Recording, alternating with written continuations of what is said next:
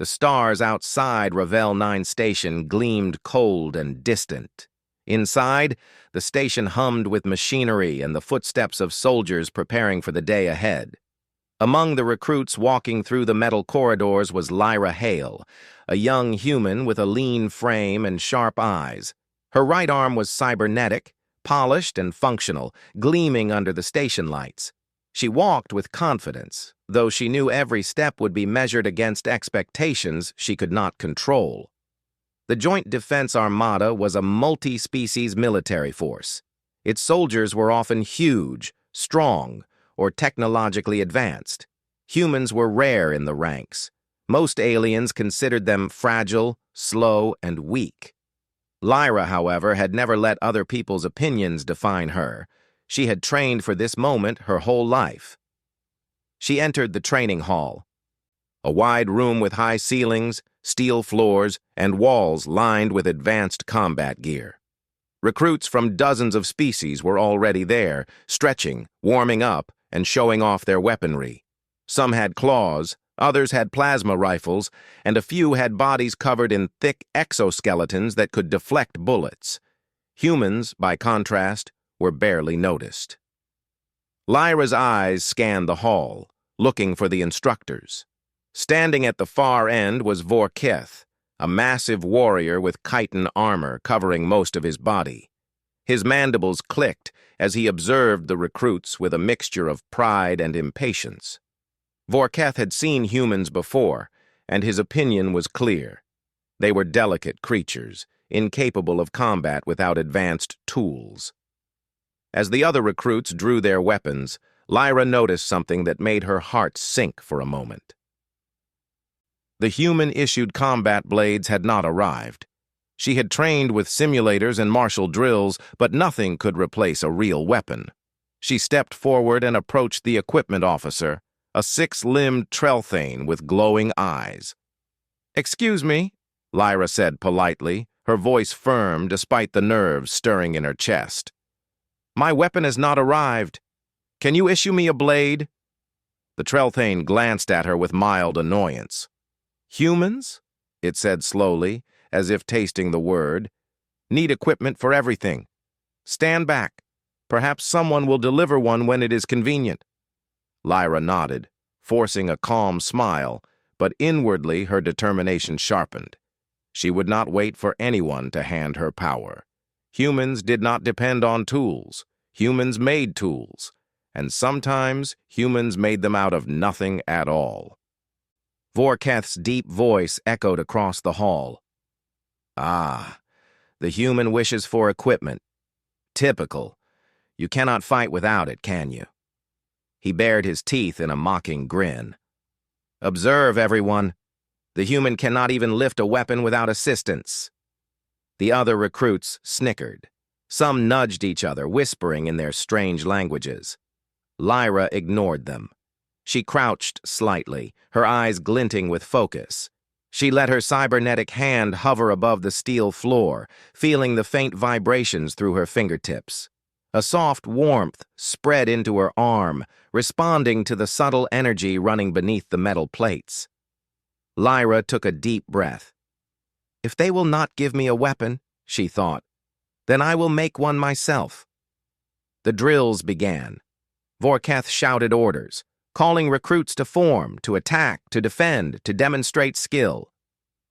Lyra moved among them, her movements precise and fluid, despite the lack of a real weapon. She avoided a few clumsy swings from alien trainees, sidestepped a charging Krath, and ducked under a lashing tail from a Lurian soldier. Each step, each motion was calculated. She knew her moment was coming. When the other recruits were paired and armed, Lyra walked to the center of the hall. She could feel every eye on her, the laughter, the disbelief, the quiet curiosity of a few who sensed something different in her. Her cybernetic arm glowed faintly, a hum of energy coursing through its circuits. She pressed her palm against the steel floor. The plate beneath her hand shivered, almost as if alive. Lyra's mind focused entirely on the metal, imagining the shape she wanted, the balance, the perfect edge. Her fingers moved instinctively, guiding the flow of energy. A thin layer of the floor plate softened. Sparks flickered as the metal bent and stretched like molten silver. Lyra felt the heat rise in her arm, the strain of controlling something so raw, so unshaped. But she didn't falter. Every human instinct she had, every lesson in adaptation, every hour of practice told her to keep going. Slowly, the metal flowed upward. She twisted it, pulled it, molded it into a long, sleek form. The edges sharpened until they caught the light, a perfect balance between weight and strength. The recruits gasped. Even Vorketh's eyes widened slightly behind his armored visor.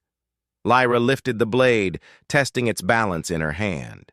It was perfect. She twirled it once, feeling the momentum, then held it steady, pointing toward the ceiling. "Equipment delivered," she said quietly. Her voice carried across the hall, confident and calm. For a moment, no one moved. The laughter had stopped. The mocking had ceased. The recruits stared at her, trying to comprehend what they had just seen. A human, with nothing but ingenuity and focus, had turned part of the floor into a deadly weapon. Vorketh stepped forward, his mandibles clicking as he studied her.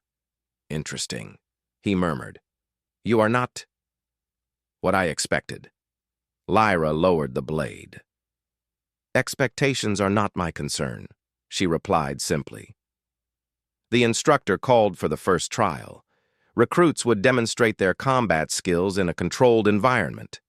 Most of the aliens assumed Lyra would falter. She had no conventional training weapon. She was human, she was fragile, but she moved with confidence.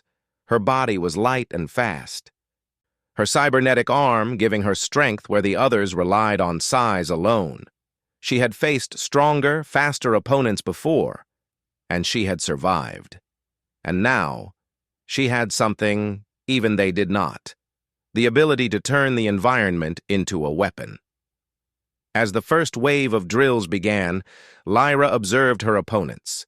She noted their movements, their timing, their weaknesses. She could see openings where strength alone would fail. She could anticipate attacks, evade strikes, and use momentum to her advantage. Every motion, every decision was calculated. She smiled faintly. This was only the beginning.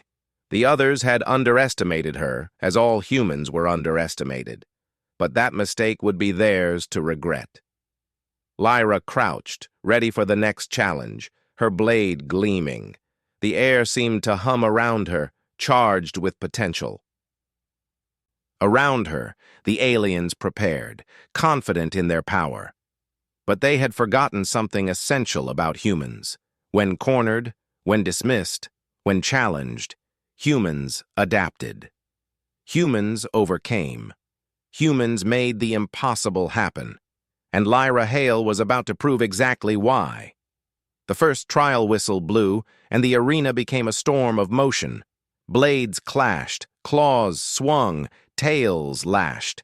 Lyra moved like water through the chaos, striking with precision, defending with skill, dodging with speed. Every motion she made seemed to surprise her opponents. Every strike landed was efficient. Every defensive maneuver was clever. By the end of the trial, the aliens who had laughed at her before were silent, watching as she held her improvised blade steady, unharmed, and victorious. The message was clear: humans might be small, but they were deadly when underestimated. And in the back of Vorketh's mind, a new thought formed. Perhaps humans were more than just fragile creatures. Perhaps they were a force to be reckoned with. Lyra did not care what he thought. She had already proven it, not to them, but to herself. And this was only the beginning. The training hall was still buzzing from the first trials. Recruits whispered to each other, some glancing at Lyra Hale with curiosity, others with disbelief. She had turned a section of the steel floor into a sharp, deadly blade. No one had ever seen a human do anything like that. Even Vorketh, the massive warrior who had mocked her, had stopped laughing. He watched her with a cautious, calculating gaze. Lyra felt no need to celebrate. There was more to prove. Today was the demonstration trial, where every recruit would be tested individually in front of the instructors. Their skill, creativity, and ability to survive would be judged. The aliens had their weapons, their size, and their strength. Humans were at a disadvantage, or so they thought. The hall doors opened with a heavy hiss. A group of instructors, including a six-eyed Trellthane named Sorith, strode in. The Trellthane's glowing eyes scanned the room, lingering for a moment on Lyra and her metal blade. "Today's demonstration will test not just skill, but adaptation," Sorith announced. His voice was calm but sharp, cutting through the whispers of the crowd. "Recruits will face a series of challenges. You will use the equipment issued. If you have no equipment, you will improvise. Survival is the goal. Creativity will be rewarded." Lyra's pulse quickened. Improvisation was her strength. The aliens had weapons, yes, but could they think beyond them? Could they make a weapon from the floor? Could they turn the environment into a tool for survival? She already knew the answer. The first challenge was simple for the instructors: a controlled combat scenario in a reinforced pit. Recruits would face 3 opponents at once. The walls were high, the floor metallic, and obstacles, poles, plates, and small barriers were scattered around. It was a test of agility, strategy, and endurance. Lyra stepped forward, her blade gleaming under the station lights. She felt the hum of energy from her cybernetic arm, ready to respond to every movement. The alien recruits were armed, confident, and sneering. They had not yet accepted that a human could challenge them. "Human," Vorketh said, his voice deep and mocking. "You will fail before the first strike lands. Remember your place." Lyra ignored him.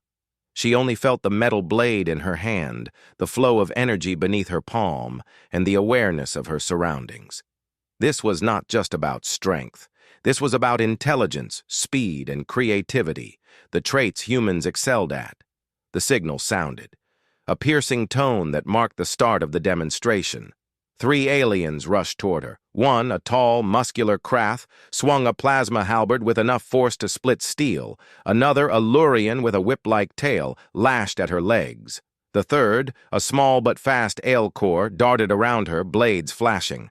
Lyra moved like water.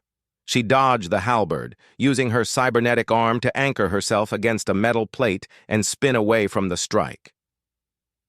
The Krath's momentum carried him past her, leaving him off balance. She struck, tapping the halberd with the edge of her improvised blade, deflecting it just enough to make him stumble. The Lurian's tail lashed toward her midsection. Lyra ducked under it, sliding her hand along the floor. The metal under her fingers responded, bending slightly as if she could command it. She kicked a small metal panel up, tangling the tail and throwing the Lurian off balance. The Aelcor darted in for a fast strike. Lyra pivoted, swinging her blade in a smooth arc. The Aelcor barely managed to parry, surprised by the speed and precision of the human. Around her, other recruits watched, mouths open. Some could not believe what they were seeing. Lyra's movements were not just clever, they were almost impossible. A human with no issued weapon, using the environment to her advantage, turning the battlefield itself into her tool. The Krath roared, attempting a more forceful swing. Lyra jumped, landing on a raised panel and then kicked off it, launching herself toward the Aelcor. In one fluid motion, she disarmed him, sending his short blade skittering across the floor. Before he could react, she had deflected the Krath's halberd again and pinned the Lurian's tail to the ground, using a sharp metal shard she had bent from the floor. The instructors were watching closely now. Sorith's many eyes blinked rapidly. He had seen alien ingenuity, hybrid tactics, even artificial intelligence in combat scenarios. But he had never witnessed a human adapt so quickly and so effectively without conventional weapons. Vorketh stepped forward, momentarily forgotten by the other recruits. He observed closely, his massive form casting a shadow over Lyra. "Interesting," he muttered. "Not bad for a human." Lyra did not hear him. Her focus was total. Every opponent she faced, she analyzed, predicting their movements and reacting instantly. Her cybernetic arm hummed faintly, sending energy pulses into the metal blade, strengthening it, keeping it balanced. She moved as if the blade was part of her, a natural extension of her body. One by one, the alien recruits began to falter. They had relied on their weapons, on their strength, on their size. Lyra had relied on her mind, her speed, her adaptability, and her determination. The difference was clear. A sudden strike from the Krath sent a spark flying from Lyra's blade. She twisted mid-air, letting the halberd hit a panel she had shaped moments earlier. The metal deformed and absorbed the impact. Lyra landed unharmed and countered with a precise strike that knocked the Krath back.